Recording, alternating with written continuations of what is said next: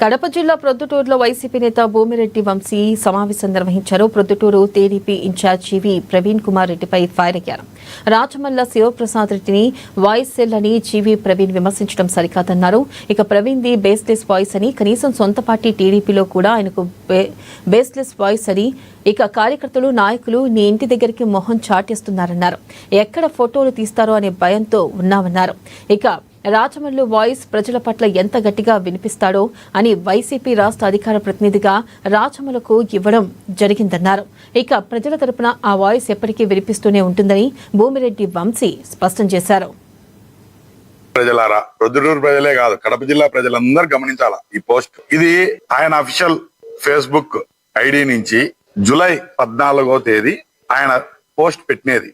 ఏమని అంటే గనక, ఈయన అశోక్ గజపతిరాజు టీడీపీ సీనియర్ నాయకుడు, ఈయనకు గోవా గవర్నర్ గా నియమించినందుకు మా బాబాయ్ కృతజ్ఞతలు చెప్తా పెట్టినాడు.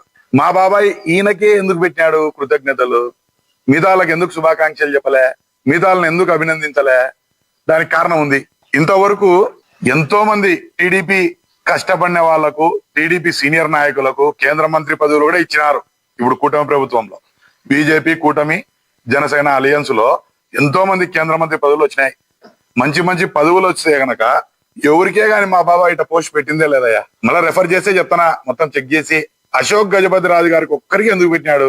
ఈయన మన రాయలసీమ వాసి కూడా కాదు, మన కడప జిల్లాకు చెందిన వ్యక్తి కాదు. ఈయనకి ఎందుకు పెట్టినాడు? కాడ పౌరే, ప్రొద్దుటూరు ప్రజల్లో కూడా మా అన్న కార్యకర్తల నాయకులు కాడ పౌరే. నీదేంది బాబాయ్?